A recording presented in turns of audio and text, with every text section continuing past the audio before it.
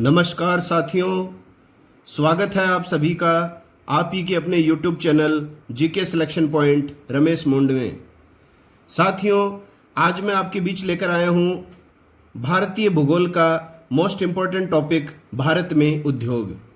इस टॉपिक के objective question इससे पहले मैंने आपके बीच में प्रदर्शित किए थे। आज मैं ये टॉपिक विशेष रूप से सभी उद्योगों को आधार बनाकर लाया हूं और इन सभी उद्योगों के संदर्भ में जितनी भी महत्वपूर्ण बातें बनती हैं वो सारी की सारी मैं आपके बीच प्रस्तुत कर रहा हूं। और अगर आपने ये सारे उद्योग और ये जानकारियां प्राप्त कर ली हैं तो इसके बाहर प्रश्न किसी हाल में नहीं बनेगा। और साथियों, मेरे YouTube चैनल के वीडियोस अब हर बुधवार प्रातः 9 बजे तथा प्रत्येक शनिवार को प्रातः 9 बजे आपके बीच प्रस्तुत किए जाएंगे। तो अगर आज का वीडियो पसंद आए तो इसे लाइक कीजिए, अधिक से अधिक अपने साथियों में इसे शेयर करें और अगर चैनल को सब्सक्राइब नहीं किया है तो सब्सक्राइब कर लें, बेल आइकन को दबा लें ताकि मेरे द्वारा प्रदर्शित वीडियोस के नोटिफिकेशन सबसे पहले आपको मिल सकें। तो शुरू करते हैं आज की वीडियो भारत में उद्योग। सबसे पहले है साथियों सूती वस्त्र उद्योग। वेरी इंपॉर्टेंट है सूती वस्त्र उद्योग। सबसे पहली बात बनती है इसमें कि यह देश का सबसे बड़ा उद्योग है। जैसे आपको पूछ ले कि देश का सबसे बड़ा उद्योग कौन सा है तो वो है साथियों सूती वस्त्र उद्योग। एक प्रश्न आता है सूती वस्त्र उद्योग जो है उसमें कच्चे माल के रूप में किसका प्रयोग किया जाता है? तो भारतीय सूती वस्त्र उद्योग मुख्यतः कपास आधारित है, तो कच्चा माल हो गया कपास। तीसरी बात आती है भारत में प्रथम सूती वस्त्र कारखाना कहां और किसके द्वारा स्थापित किया गया था? वेरी इंपॉर्टेंट है, कई बार परीक्षाओं में प्रश्न आता है। तो भारत में प्रथम सूती वस्त्र कारखाना स्थापित किया गया था साथियों मुंबई में। और किसके द्वारा किया गया था? कवास जी डाबर के द्वारा। तो प्रसिद्ध उद्योगपति कवास जी डाबर के द्वारा प्रथम सूती वस्त्र कारखाना मुंबई में स्थापित किया गया था। अगला है वस्त्र उद्योग में महाराष्ट्र तथा गुजरात राज्य अग्रणी हैं। तो अगर आपको पूछ ले कि सूती वस्त्र उद्योग या वस्त्र उद्योग में अग्रणी भारतीय राज्य है तो अग्रणी राज्य आप करेंगे महाराष्ट्र। और अगर महाराष्ट्र और गुजरात वैसे मोस्टली दोनों एक साथ आ जाते हैं तो आप कौन सा ऑप्शन सही करेंगे? महाराष्ट्र तथा गुजरात। अगला पॉइंट है उत्तम कपास के आयात की सुविधा मुंबई बंदरगाह को प्राप्त है। तो उत्तम कपास के आयात की सुविधा किस बंदरगाह को प्राप्त है? तो मुंबई बंदरगाह को प्राप्त है। अब देखिए कुछ स्थान हैं और इनके उपनाम हैं। ऑब्जेक्टिव अगर आप 50 क्वेश्चन पढ़ चुके हैं तो इन प्रश्नों को आप आसानी से समझ सकते हैं। सबसे पहला है मुंबई। मुंबई के संदर्भ में प्रश्न आएगा साथियों सूती कपड़ों की राजधानी किसे कहा जाता है? तो सुमेलित करने वाला प्रश्न भी बन सकता है या फिर आ जाएगा सूती कपड़ों की राजधानी क्या कहलाता है? मुंबई। अगला है अहमदाबाद। इसके दो उपनाम हैं, पूर्व का बोस्टन और भारत का मैनचेस्टर। मैनचेस्टर जो साथियों स्थान है वो ब्रिटेन में है और सूती वस्त्र उद्योग का बहुत ही प्रसिद्ध केंद्र है विश्व का, इसलिए मैनचेस्टर की तुलना अहमदाबाद से की गई है। तो पूर्व का बोस्टन आए या भारत का मैनचेस्टर, आप क्या करेंगे? अहमदाबाद। अगला है कानपुर। अगर आपसे पूछा जाए उत्तर भारत का मैनचेस्टर किसे कहा जाता है तो उत्तर भारत का मैनचेस्टर है उत्तर प्रदेश का कानपुर स्थान। कोयम्बटूर तमिलनाडु में है, यह है दक्षिणी भारत का मैनचेस्टर। भारत विश्व में सूती वस्त्रों का सबसे बड़ा उत्पादक है, यह आपको ध्यान में रखना है। विश्व में सूती वस्त्रों का सबसे बड़ा उत्पादक देश कौन सा है? हमारा भारत है। इसके अलावा साथियों प्रश्न आता है भारतीय वस्त्रों का सबसे बड़ा बाजार है। तो भारतीय वस्त्रों का सबसे बड़ा बाजार है बांग्लादेश। बांग्लादेश जो देश है वो भारतीय वस्त्रों का सबसे बड़ा बाजार है। अगर आपको बांग्लादेश नहीं दे रखा हो तो भारतीय वस्त्रों का बांग्लादेश के पश्चात सबसे बड़ा बाजार है अब अमेरिका। तो ये दोनों तथ्य आप ध्यान में रखिए। सबसे बड़ा भारतीय वस्त्रों का बाजार बांग्लादेश है और बांग्लादेश के बाद स्थान आता है अमेरिका का। अब देखिए साथियों, इसमें एक प्रश्न और भी आता है, कई बार आपने देखा भी होगा परीक्षाओं में सूती वस्त्र उद्योग के लिए आदर्श परिस्थिति क्या है? तो सूती वस्त्र उद्योग के लिए आदर्श परिस्थिति है समुद्र तटीय नम जलवायु। सूती वस्त्र उद्योग के बाद में दूसरा उद्योग हम लेंगे ऊनी वस्त्र उद्योग। ऊनी वस्त्र उद्योग पंजाब में सर्वाधिक विकसित है। यह प्रश्न आता है सबसे ज्यादा कौन से राज्य में ऊनी वस्त्र उद्योग विकसित हैं? तो वो पंजाब में है। और अगर आपको स्थान पूछ लिया जाए तो आ जाएगा लुधियाना। और इसके संदर्भ में एक प्रश्न और भी आता है कि देश में कौन सा स्थान होजरी का सबसे बड़ा केंद्र है?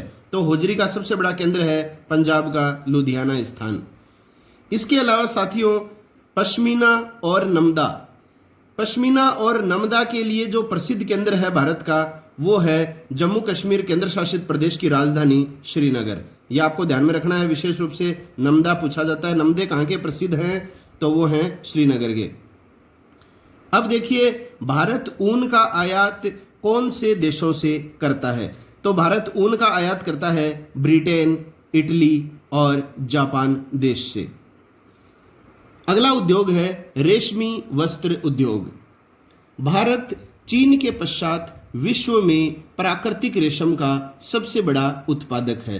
तो प्राकृतिक रेशम का विश्व का सबसे बड़ा उत्पादक देश कौन सा हो गया है? तो वो है चीन। और चीन के बाद जो है वो किस देश का स्थान आता है? भारत का। और रेशमी वस्त्र उद्योग में कौन सा राज्य शीर्ष पर है, अग्रणी है? तो आप बताएंगे कर्नाटक। अगला उद्योग है जूट उद्योग।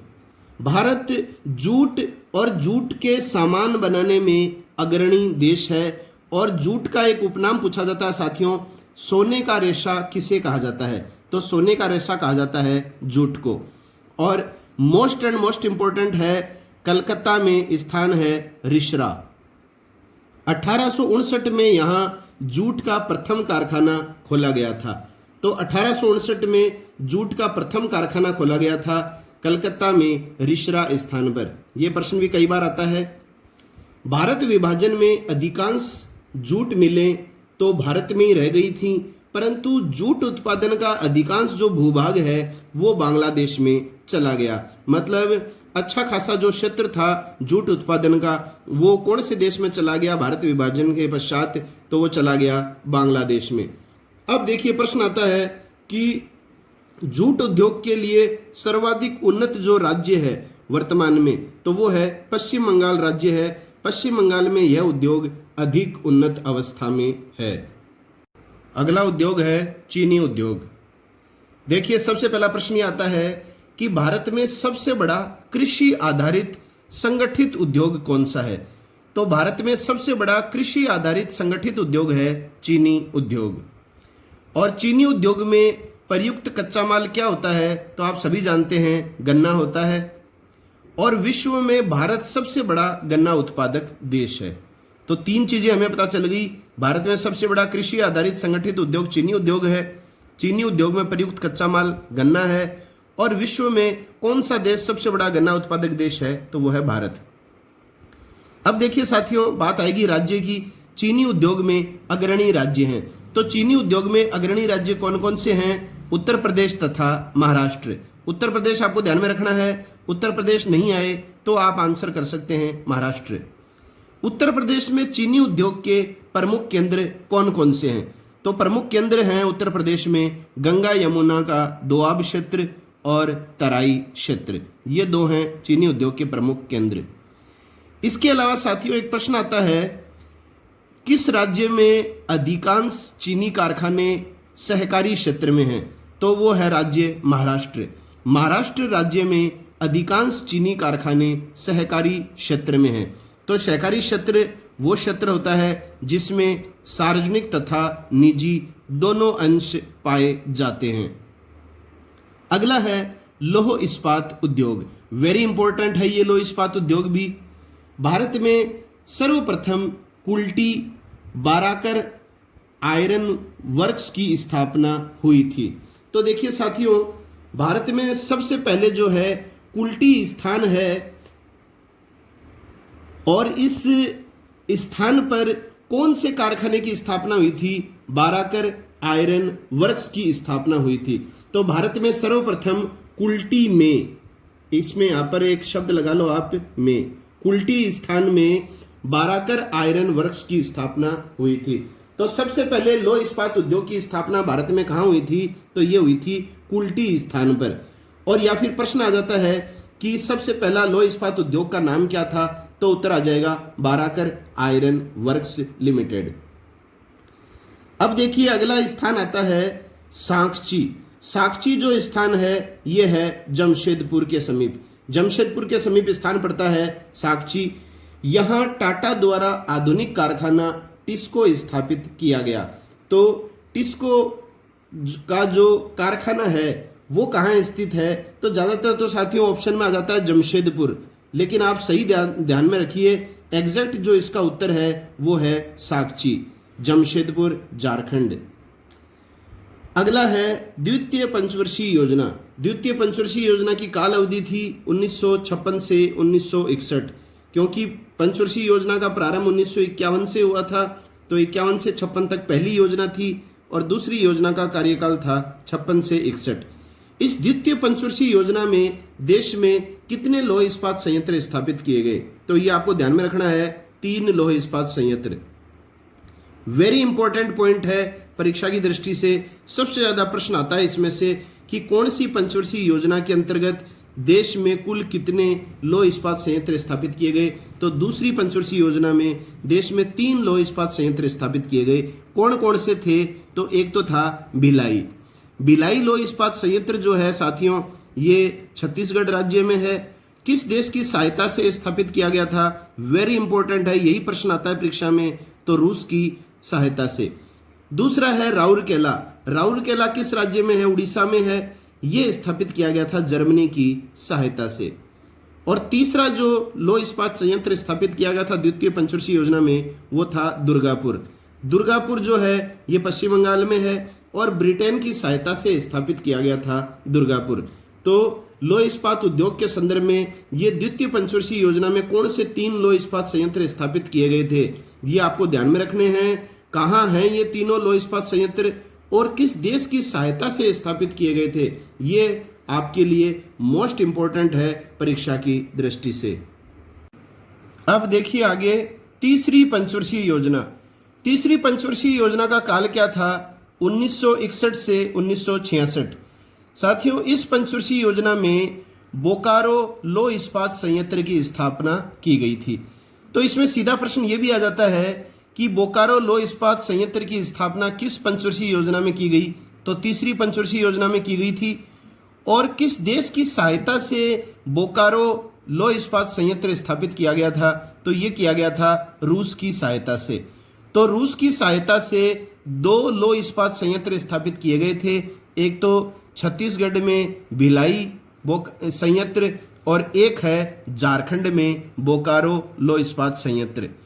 इसके अलावा द्वितीय पंचवर्षीय योजना वाले जो 3 लौह इस्पात संयंत्र हैं वो मोस्ट इंपोर्टेंट आपको ध्यान में रखने हैं। द्वितीय पंचवर्षीय योजना में कौन कौन से लौह इस्पात संयंत्र स्थापित किए गए थे? एक तो भिलाई लौह इस्पात संयंत्र जो रूस की सहायता से स्थापित किया गया था। एक राउरकेला था जो जर्मनी की सहायता से स्थापित किया गया था। और तीसरा जो था वो दुर्गापुर था लौह इस्पात संयंत्र जो ब्रिटेन की सहायता से स्थापित किया गया था। तो ये आप अच्छी तरह ध्यान में रखिए।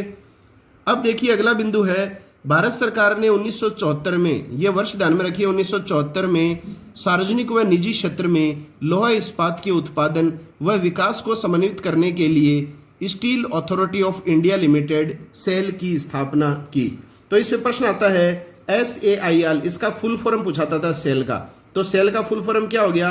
S का हो गया स्टील, A का हो गया अथॉरिटी ऑफ, I का हो गया इंडिया और L का limited, steel Authority of India limited. इसकी स्थापना कब की गई थी? 1974 में। अगला है विशाखापट्टनम कारखाना भारत का प्रथम तट आधारित संयंत्र है। तो भारत का प्रथम तट आधारित लौह इस्पात संयंत्र जो है वो कहाँ है? तो वो है विशाखापट्टनम में। तो विशाखापट्टनम का जो कारखाना है वो भारत का प्रथम तट आधारित संयंत्र है आंध्र प्रदेश में। दक्षिणी क्षेत्र में यह प्रथम समेकित इस्पात संयंत्र है। अगला है साथियों दुर्गापुर कारखाना आसनसोल के निकट स्थापित है। तो दुर्गापुर जो कारखाना है पश्चिम बंगाल में, ये कहाँ स्थित है? तो ये है आसनसोल के निकट। ये भी परीक्षाओं में प्रश्न आया हुआ है, दुर्गापुर कारखाना स्थित है, तो ये है आसनसोल पश्चिम बंगाल में।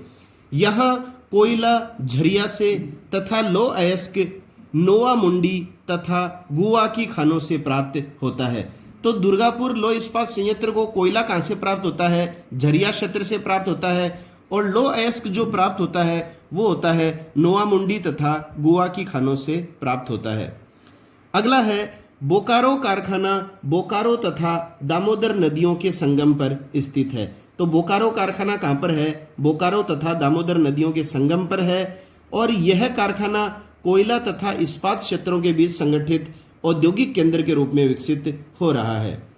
अगला है भिलाई कारखाने को लो अयस्क दिल्ली राजहरा की खानों से प्राप्त होता है। भिलाई कारखाने को लो अयस्क कहाँ से प्राप्त हो रहा है? तो दिल्ली राजहरा की खानों से प्राप्त हो रहा है। और कोयला कहाँ से प्राप्त हो रहा है? भिलाई लो इस्पात कारखाने को झरिया तथा कोरबा से प्राप्त होता है कोयला। अगला उद्योग है तांबा उद्योग। देखिए, तांबा उद्योग के संदर्भ में सबसे पहली बात जो बनती है वो है हिंदुस्तान कॉपर लिमिटेड की स्थापना किस वर्ष की गई? तो हिंदुस्तान कॉपर लिमिटेड की स्थापना कौन से वर्ष की गई थी? तो 1967 में। यह आपको वर्ष ध्यान में रखना है, 1967। अब देखिए, भारत में वर्तमान में हिंदुस्तान कॉपर लिमिटेड की 4 परियोजनाएं हैं जो संचालित हैं। HCL का मतलब है साथियों हिंदुस्तान कॉपर लिमिटेड। तो ये परियोजनाएं कौन कौन सी हैं और कौन कौन से राज्यों में संचालित हो रही हैं, ये आपको ध्यान में रखना है। खेतड़ी परियोजना ये संचालित की जा रही है राजस्थान के झुंझुनू में। तो ये हाल ही में चर्चित रही है परियोजना, बंद होने के कारण हाल ही में अखबारों की प्रमुख सुर्खियों में है। इसके अलावा घाटशिला कॉम्प्लेक्स ये है बिहार में संचालित परियोजना। तीसरा है मलजखंड तांबा परियोजना, ये मध्य प्रदेश के बालाघाट में संचालित की जा रही है। और चौथी है दरीबा कॉपर परियोजना। दरीबा कॉपर परियोजना संचालित की जा रही है राजस्थान के अलवर जिले में। अगला है भारत में तांबे का उत्पादन बहुत ही कम होता है, अतः तांबे का भारत जो है वो अधिकांशतया आयात करता है। अगला उद्योग है जस्ता उद्योग। देश में प्रथम सीसा प्रदावक कारखाना धनबाद झारखंड में स्थापित किया गया था। तो जस्ता उद्योग के संदर्भ में भारत में सबसे पहला जो कारखाना स्थापित किया गया था वो किया गया था साथियों झारखंड के धनबाद स्थान पर। मोस्ट इंपोर्टेंट प्रश्न है हिंदुस्तान जिंक लिमिटेड का मुख्यालय कहाँ स्थित है? तो हिंदुस्तान जिंक लिमिटेड का मुख्यालय है राजस्थान के उदयपुर में। अगला है भारत में जस्ते का प्रयोग मुख्य रूप से टायर उद्योग में किया जाता है। तो जस्ते का प्रयोग मुख्य रूप से किस उद्योग में किया जाता है? तो टायर उद्योग में किया जाता है। यह आ जाएगा चर्म उद्योग में, चमड़ा उद्योग में, एक ही बात है। देश में कुल जस्ता भंडार का 95% राजस्थान में उदयपुर तथा भीलवाड़ा जिले में है। तो जस्ता भंडार का 95% जो है वो राजस्थान के 2 जिले रखते हैं भंडारण में, उदयपुर तथा भीलवाड़ा। अगला है कागज उद्योग।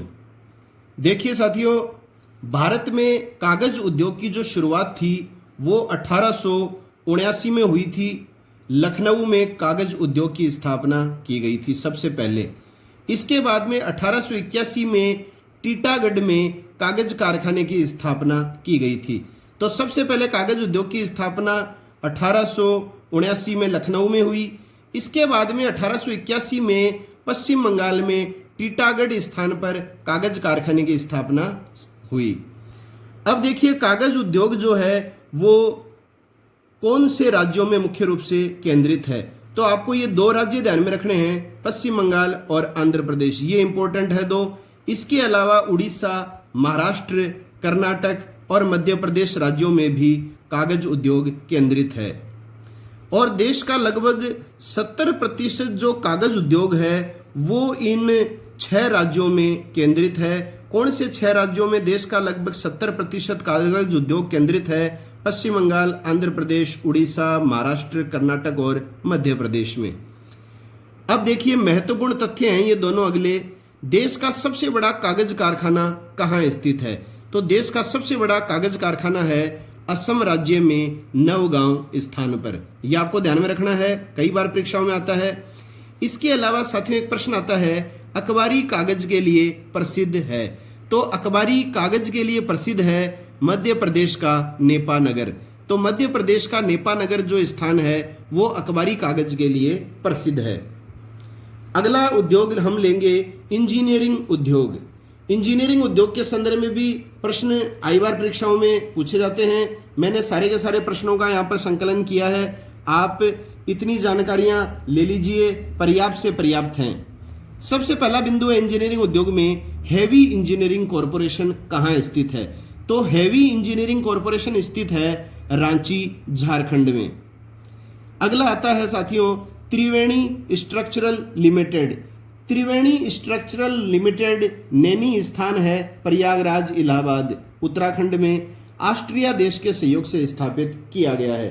तो त्रिवेणी स्ट्रक्चरल लिमिटेड कहाँ स्थित है? तो ये है नैनी उत्तराखंड में, नैनी स्थान पर, जहां से जो है मानक रेखा निर्धारित की गई है अपनी। और किस देश की सहायता से त्रिवेणी स्ट्रक्चरल लिमिटेड की स्थापना की गई है? तो ऑस्ट्रिया देश की सहायता से स्थापित की गई है। ध्यान रखिए ये है ऑस्ट्रिया, न कि ऑस्ट्रेलिया। ऑस्ट्रिया की राजधानी क्या है? तो इसकी राजधानी है वियना। अगला है mining and allied machinery corporation. इसमें सीधा सा प्रश्न आएगा, mining and allied machinery corporation कहाँ स्थित है? तो ये कॉरपोरेशन है पश्चिम बंगाल में दुर्गापुर स्थान पर। अगला आता है बिजली तथा डीजल के रेल इंजनों का निर्माण कहाँ होता है? तो बिजली तथा डीजल के रेल इंजनों का निर्माण होता है पश्चिम बंगाल के चितरंजन में। यह चितरंजन स्थान है, ये इंपॉर्टेंट है। अगला प्रश्न आता है रेल के डीजल इंजनों का निर्माण कहाँ होता है? तो रेल के डीजल इंजनों का जो निर्माण है वो होता है वाराणसी में।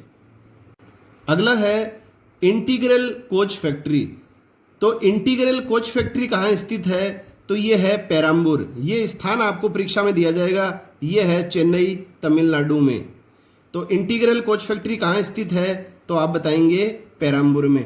इसके अलावा आ जाए कि रेल के डीजल इंजनों का निर्माण कहाँ होता है? तो आप बताएंगे वाराणसी। और बिजली तथा डीजल के रेल इंजनों का निर्माण कहाँ होता है? तो आप बताएंगे चितरंजन। इसके अलावा हेवी इंजीनियरिंग कॉरपोरेशन कहाँ स्थित है? तो उत्तर आ जाएगा रांची झारखंड। और त्रिवेणी स्ट्रक्चरल लिमिटेड कहाँ है? तो ये है नैनी उत्तराखंड में। अगला है रेल के डिब्बों का निर्माण पंजाब के कपूरथला में भी होता है। यह भी आपको ध्यान में रखना है, रेल के डिब्बों के निर्माण के लिए कपूरथला पंजाब भी प्रसिद्ध है। भारत में जलयान निर्माण के 4 प्रमुख केंद्र हैं। तो जलयान निर्माण के देखिए साथियों कौन से 4 प्रमुख केंद्र हैं, आपको विशेष रूप से इन केंद्रों का नाम ध्यान में रखना है और कहां पर ये केंद्र स्थित हैं वो भी परीक्षा की दृष्टि से वेरी इंपॉर्टेंट है। अब देखिए जलयान निर्माण के 4 प्रमुख केंद्र कौन कौन से हैं। Hindustan shipyard limited. Hindustan shipyard limited स्थित है विशाखापट्टनम आंध्र प्रदेश में।